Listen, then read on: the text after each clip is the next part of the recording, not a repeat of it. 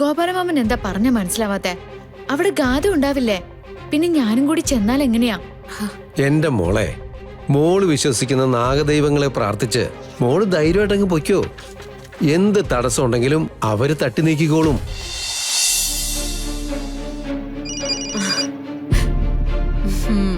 എന്താടി മോളെ, അച്ഛനെ കണ്ട സന്തോഷത്തില് രാത്രിയിൽ ഉറക്കൊന്നുമില്ലേ ഇപ്പോ?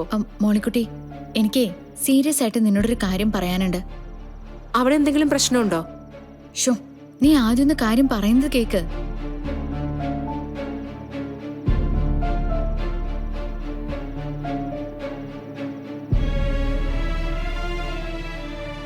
ഞാനും അമ്മയും കൂടി എത്ര ഇരുന്ന് ആലോചിച്ചിട്ടും ഒരു പോംവഴി കിട്ടുന്നില്ല.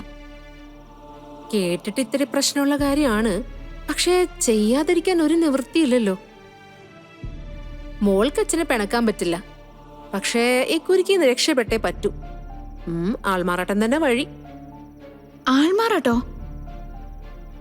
അതെ, മുമ്പ് നവീൻ പ്രോപ്പർട്ടി കാണാൻ വന്നപ്പോ നമ്മൾ എന്താ ചെയ്തേ? വേഷം മാറി നവീന്റെ മുന്നിലേക്ക് പോയി. എന്നിട്ട് അന്നൊരു പ്രശ്നം ഉണ്ടായില്ലല്ലോ. ഇതും അതുപോലെ അങ്ങ് അഡ്ജസ്റ്റ് ചെയ്യാം. അന്ന് നവീന്റെ ഒപ്പം പോയതുപോലെയല്ല, ഇതേ കളരിക്കലേക്കാ, അത്രയും പേരുടെ മുന്നിലേക്ക്. ഹാ, മനസ്സിന് ധൈര്യം വേണം, എങ്കിലേ കാര്യം നടക്കൂ. മോളിക്കുട്ടി, എന്നാലേ നീയും കൂടി എന്റെ കൂടെ വരുമോ? നീ ഉണ്ടെങ്കിലേ എനിക്കൊരു ധൈര്യമായിരുന്നു. ഞാൻ വരികയെന്ന് പറഞ്ഞാല് ആ വരണം, അല്ലാതെ ഞാൻ പോവില്ല. ശരി, നിന്റെ അച്ഛൻ കൊടുത്ത വാക്കല്ലേ, നമുക്ക് നോക്കാം. നീ ധൈര്യമായിട്ട് പോയി കിടന്നുറങ്ങ്. രാവിലെ ഞാൻ അവിടെ എത്തിക്കോളാം. ശരി ശരി.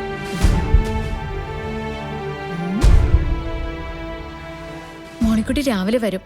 പോകുമ്പോ അവളും വരാന്നാ പറഞ്ഞ. ഞാൻ നിർബന്ധിച്ചതാ. എന്നാലും പോവേണ്ടത് അങ്ങോട്ട് തന്നെയല്ലേ? മുന്നിലുള്ള ആപത്ത് എങ്ങനെയും മറികടന്നേ പറ്റൂ അമ്മേ. കൂടുതലൊന്നും ആലോചിച്ചിട്ട് ഒരു കാര്യമില്ല, പോയേ പറ്റൂ.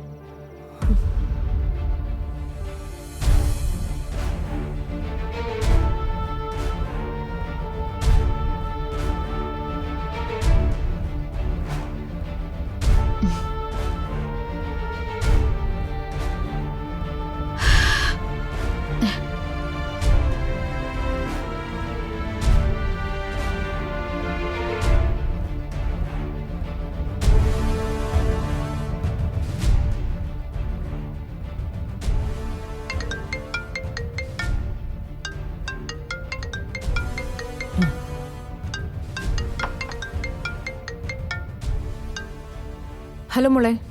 Good morning mummy. Good morning. ഇപ്പൊ എഴുന്നേറ്റേ ഉള്ളൂ? രാത്രി പൂജാമുറിയില് കുറെ പ്രാർത്ഥനയും മറ്റൊക്കെ ഉണ്ടായിരുന്നു. എല്ലാം ഞാൻ കൃത്യമായിട്ട് ചെയ്തിട്ടുണ്ട് കേട്ടോ മമ്മി. മോളുടെ സംസാരം കേട്ടാ മമ്മിക്ക് അറിഞ്ഞൂടെ മോള് പ്ലസന്റാന്ന്? യെസ് മമ്മി, ഇതുവരെയുള്ള വ്രതാനുഷ്ഠാനങ്ങളൊക്കെ നന്നായിട്ട് ഞാൻ ചെയ്തു. ആരും കുറ്റൊന്നും പറഞ്ഞിട്ടില്ല. ക്ഷീണമുണ്ടോ മോക്ക്? ഉണ്ട്, നല്ല ക്ഷീണമുണ്ട്. ഭക്ഷണം ഒരു നേരം മാത്രല്ലേ ഉള്ളൂ.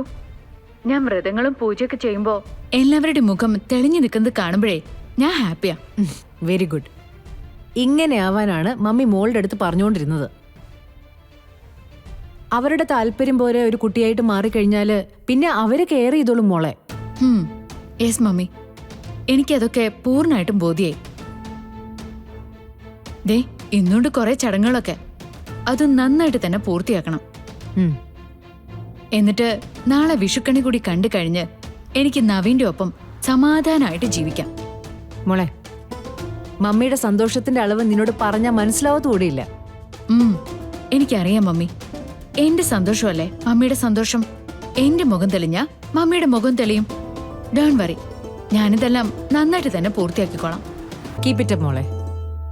ഇനി മമ്മി അവിടെ വരുമ്പോ അവരെല്ലാരും മോളെ കുറിച്ച് നല്ലത് മാത്രമേ മമ്മിയോട് പറയാവുള്ളൂ.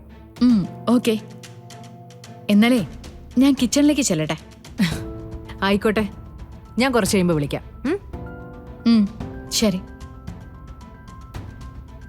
എല്ലാം നന്നായിട്ട് നടക്കുന്നുണ്ടല്ലേ മാം? അതെ സിനി, കാർമേഘങ്ങളൊക്കെ ഒഴിഞ്ഞു പോയെന്ന് തോന്നുന്നു. അവളുടെ ജീവിതം അവള് തന്നെ ചിട്ടപ്പെടുത്തണമെന്ന് അവൾ പഠിച്ചു കഴിഞ്ഞു. അതാ ഒരു യഥാർത്ഥ ഭാര്യയ്ക്ക് വേണ്ടതും. ഗാഥാ മാഡത്തിന്റെ പ്രശ്നങ്ങളൊക്കെ ഒന്ന് ഒഴിഞ്ഞാ മാമിനെ എപ്പോഴും ഹാപ്പി ആയിട്ട് കാണാലോ, അത് മതി. ചെയ്യേണ്ട കാര്യങ്ങളൊക്കെ ഒരുപാട് നാളുകളായിട്ട് മുടങ്ങിക്കിടക്കുകയാണ് സിനി. അവിടെ കാര്യത്തിൽ തന്നെ മാത്രം കോൺസെൻട്രേറ്റ് ചെയ്തുകൊണ്ട് വേറൊന്നിലും എൻ്റെ മനസ്സ് നിൽക്കുന്നില്ലായിരുന്നു. എല്ലാം ഒന്ന് ശരിയാക്കണം. ഈ വിഷു എൻ്റെ മോക്കുള്ളതാ. നാളത്തെ വിഷുക്കണിയുടെ പ്രകാശം അവളുടെയും നവീന്റെയും ജീവിതത്തിലുണ്ടാവും. ഗോപാലമാമ, ഞാൻ പെട്ടുപോയല്ലോ. ഞാൻ ഇങ്ങനെ കളരിക്കല് ചെന്ന് കയറുന്ന അച്ഛൻ്റെ അടുത്തുനിന്ന് ഒഴിഞ്ഞു മാറാൻ നോക്കിയിട്ട് നടക്കുന്നില്ല.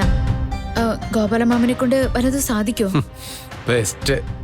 ഞാൻ പറഞ്ഞാലിപ്പോ അനിയൻ സാറ് കേൾക്കാൻ പോവല്ലേ. മോള് കൂടെ ചെല്ലുമോളെ. അയ്യോ, എന്ത് നിസ്സാരായിട്ടാ ഗോപാലമാമ ഇതൊക്കെ പറയുന്നേ? എന്റെ മോളെ, ഞാൻ ഈ വിധിയിൽ വിശ്വസിക്കുന്ന ഒരുത്തനാ. മോള് കളരിക്കിൽ നിന്നും സിത്താര മേഡത്തിന്റെ വീട്ടിൽ നിന്നും എത്ര ദൂരേക്കാ പോകുന്നത്? എന്നിട്ടും കളരിക്കൽ ഒരു നാഗപൂജ നടക്കുന്ന ദിവസം കൃത്യമായിട്ട് മോൾ അവിടെ എത്താൻ ഒരു കാരണമുണ്ടായില്ലേ? അതിന് വിധി എന്നല്ലാതെ എന്താ പറയാ? അല്ല, മോളൊന്ന് ആലോചിച്ച് നോക്കി. ഇന്ന് വരെ കളരിക്ക് പൂജ നടക്കുന്ന ഏതെങ്കിലും ഒരു മുഹൂർത്തത്തിൽ മോൾ അവിടെ എത്താതിരുന്നിട്ടുണ്ടോ? അവിടെ ഇന്ന് വരെ നടന്ന ചടങ്ങുകളൊക്കെ ചെയ്തത് ആരാ? മോളല്ലേ? അതൊക്കെ വേറെ സാഹചര്യത്തിലല്ലേ? അങ്ങനെ ഒരു സാഹചര്യമാണിതെന്ന് കൂട്ടിയാ മതി. ഗോപാലമാമൻ എന്താ പറഞ്ഞ മനസ്സിലാവാത്തെ? അവിടെ ഗാഥ ഉണ്ടാവില്ലേ? പിന്നെ ഞാനും കൂടി ചെന്നാൽ എങ്ങനെയാ? എന്റെ മോളെ, മോള് വിശ്വസിക്കുന്ന നാഗദൈവങ്ങളെ പ്രാർത്ഥിച്ച് മോള് ധൈര്യമായിട്ടങ്ങ് പൊയ്ക്കോ. എന്ത് തടസ്സം ഉണ്ടെങ്കിലും അവര് തട്ടി നീക്കിക്കോളും. ഓ എന്റെ കൃഷ്ണേ, ഇനി പരാതിയും പരിഭവം ഒന്നും പറയാൻ നിൽക്കണ്ട. പോകാന്ന് നമ്മൾ തീരുമാനിച്ചതല്ലേ, പിന്നെന്താ? എനിക്ക് ആലോചിച്ചിട്ട് പേടിയായിട്ട് വയ്യ. എന്തേലും പറ്റിപ്പോയാല് എത്ര പേരെയാ ഒരേ സമയം ദ്രോഹിക്കുന്നതെന്നറിയാവോ?